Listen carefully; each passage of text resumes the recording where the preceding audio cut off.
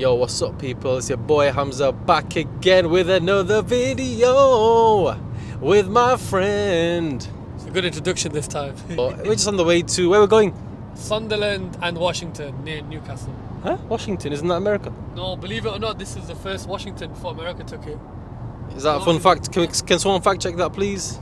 Is that true? No, it's actually true. We're going to Sunderland for some content for Mr. Assad's Content World Agency business. What is it, Assad? What is it? It's a social media agency. We're going to meet one of our clients called Atti's, home of Smash. They do burgers, chicken burgers, desserts, milkshakes, pretty much all that good stuff. So it's good, but it's junk.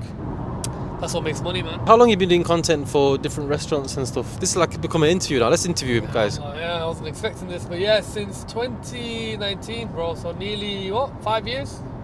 Nearly 5 years. Nearly 5 years. So was that in COVID when you started? No, literally just before COVID, and then when COVID happened, a couple of months afterwards, it just took it to the next level, bro. So Assad basically used to work a normal 9 to 5, yeah? I was a marketing, but mainly recruitment consultant. Okay, so you had a bit of understanding of the marketing world, and you saw the potential, right? I'm guessing. Do you want me to be real with you? It was a lie. They advertised it as marketing recruitment consultant, and that's why I got attracted to it, because I wanted to learn marketing. But was it hex? It was like 5% marketing and 95% calls constantly, trying to ring people and get them jobs. Wallah. Okay, so basically, yeah, I think a lot of roles do that. They kind of show what the glamorous side is, where people will want to sign up because they think, you know what, I've got a career in this, a future. I can get the experience and stuff. But really and truly, when you go there, you're just doing stuff like protocol kind of stuff. Am I right? You reckon? Clickbait, that's all it is. The whole 9 to 5. Clickbait. The whole 9 to 5 world is clickbait. The camera's gonna fall. I can feel it, but inshallah it doesn't. Say inshallah. Inshallah. Okay, so on a serious level now, I've been doing a lot of content with Assad for some time now, maybe a year. Yeah, about a year, I'd say. Known him for a long time. He's a very nice guy, very good looking.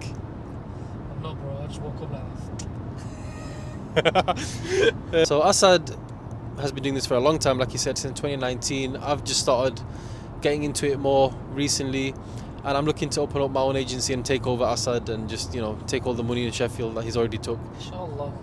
See, Boring taking all the money for yourself. Yeah. See, this is what I'm saying. Assad's just trying to take over the game. Oh, yeah, this is more for the viewers who watch my channel.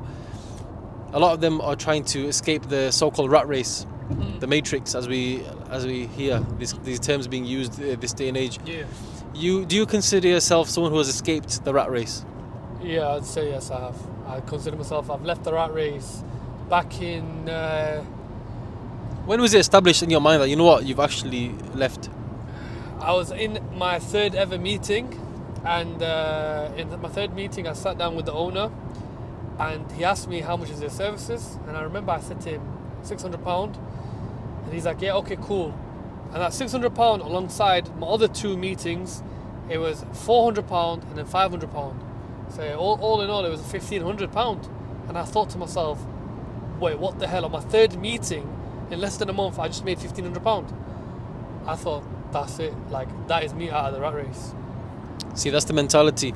Even though, let's see if you agree with this, money-wise, that's not escaping the rat race, but it's the mentality. It's the fact that you can get your three clients away from earning that much money, which is the same as 37 hours a week working in an office. And you're 3 clients away. So imagine 10, 20, 30 clients. Wallah, I'm not even joking. You actually deep it. Like 37 hours of your life, not even 37 hours, is more than that. Because you wake up at, let's say, 8 o'clock, you get ready, you have to set off at 8:30 to work, 9 o'clock. By the time you're done, 5 o'clock, you head back home, takes about half an hour, 5:30. You quickly eat, 6 o'clock. You've only got a couple of hours left until you go back to sleep and restart the same cycle, right or wrong? So technically it's not a 9 to 5, it's like a 7 to 7. So if you really deep it, 7 to 7 every single day from Monday to Friday to make £1,500 a month, when you can literally go to a meeting, sell your service, which doesn't even take an hour, and you're already a third of the way there from completing your monthly wage. Crazy, innit? And that's the world we live in now. I think it's never been so easy to make money in this day and age. I think the opportunities out there online, and especially with the social media and how popular it is nowadays, it's just like whoever's going to seize the opportunity will seize it. What do you think? 100%. I mean, you're right. You have no excuses now, and every time we're getting more like futuristic and we're getting more modern with the whole AI, there is no reason for you not to be making money online, and you'd be dumb not to start it. That's the truth. Yeah. And what about this is a good question now. What about those? Because we live in a world and we live in the country where people are fearful of making that change, taking that step. What would your advice to those people be who are just, they've got the talent, they've got the ability, they've got the, maybe not the willpower yet, but they've got, like I said, the talent, and then they can do something, but they're just afraid and they're so systematically enslaved that they don't know how to escape? So, look, you being born poor is not your fault, but you dying poor is your fault. And if you genuinely want to live a meaningless life, where you don't really do much, you don't really support your family, where they deserve the help that you give them, and you're not giving them as much to your potential, then it's sort of your fault. How I see it is that you are one of God's creation. Show God the beauty in His creation. Show God the beauty in having the brain that He's given you and what you can develop. And even if you don't make it to where you want to be, if you have that mindset, you'll still get as close to something where you've got something to show for it. So these people that have this mindset, great, go for it. But if you're still going to hold yourself back and not take that risk, then I'm sorry to say, you're just a loser. Very harsh words there by Mr. Assad, but very true at the same time. I think everyone's capable. Everyone. It's just, I think everyone actually is capable. And you know what, for a long time in my life, I was very just lazy, took the easy way out, played a lot of games, maybe 1, 2, 3 hours at night, a lot of wasting time. And a lot of times I don't regret a lot of it. I did enjoy my childhood, I did enjoy my youth, but it has a light switch has flicked off in my brain, and I think in this day and age, you're not capitalizing on the opportunities, it'll be stupid, it'll be silly, and I will only look back in years to come and think, you know what, you had potential and you didn't go for it. And even if you failed, at least say you tried. That's it. Yeah. So back in the social media world, Assad, why did you choose social media? Why social media? And also what? Why social media? Social media? Truthfully speaking, I always had an interest to it. I think we all were while we were young. We'd have Snapchat. I don't know if you would have Snapchat. I did, yeah. You did? Yeah. So you'd have Snapchat, you'd have Instagram, and then while you're on Snapchat and Instagram, correct me if I'm wrong, would you not start to see all these successful rich people? Yeah, slowly. Cars and stuff, and then you think to yourself like, whoa. So that was sort of the first sort of indicator to make me think, okay, like on social media, people are out there advertising their cars and stuff. So then it made me think, how did they afford these supercars? So there's obviously the conventional ways where people have property, shops, businesses, restaurants. But then the other way, and this is the most cheapest way, it's got the lowest barrier of entry, was digital marketing or social media in general. So if you can make money online, it's the least amount of investment, lowest barrier to entry, and the highest potential of making money, and hardly any operating cost. Why not? How much do you need to start? Wallah, if you have a laptop, free. If you don't have a laptop, £400-500. So all you need is a laptop. By the way. All you need is a laptop. That's better. All you need is a laptop, and that is it, and an internet connection. Serious? Wallah, I'm not even joking. And obviously the way you talk, but that's you anyway. Yeah. Okay. Yeah. And the services you provided over the years was like mainly content creation, and I think you used yourself as one of the main characters. I think that's how you started. Yeah. So you got to have a bit of confidence, because at the end of the day, you're just starting, so you don't have the resources, you don't have models and spokespeople or host people at your disposal. Therefore, you have to kind of sell yourself and be like, yeah, you know what, I'll do it, be up for it. And back then, there was no TikTok. So the only thing that I could offer was taking the stress away from posting, for businesses posting. I'd be like, I'll do it.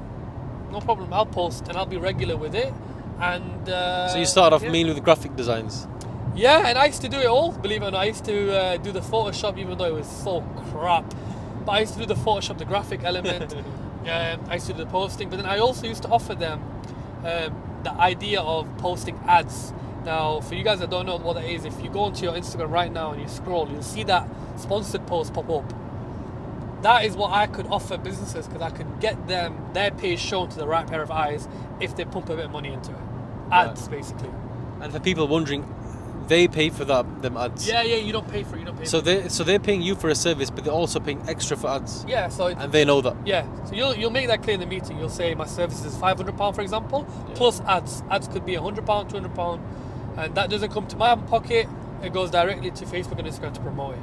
Right. Okay. And for those people wanting to learn Facebook ads and that, what would you suggest? YouTube, is that a good resource? Bro, right now there is tons of free. You don't have to buy no course. You can just type in on YouTube. That's a good example, a good start to get into.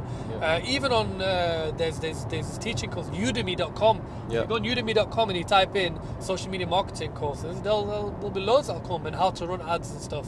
So I'm telling you, and it's all free. There is no point. There's no need of investing or putting in so much money in it when information is out there for free. Okay, fair enough. Okay, I want to say something, right? I saw something online. It's called the sink or swim method. Alright, go on. So it's basically, sometimes people might start something and they'll go to a client and they'll land it somehow and they'll offer a service, but they necessarily might not know how to even deliver the service. And this is called the sink or swim. Yeah. So now either at that point they might think, oh my god, I've just landed the client. Little do they know I'm not even that good at what I do.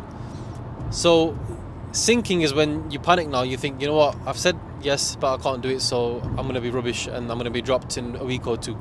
Or learning to swim is diving in and putting in the work to do it on the spot and figure out how to do things. Which way did you start doing your work?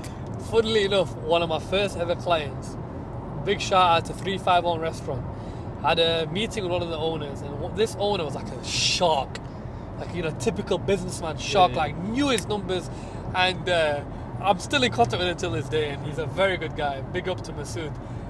He said to me, imagine, like, he was telling me, look, he was such a shock. He used to say, look, shut all that crap for me as I'm trying to sell him.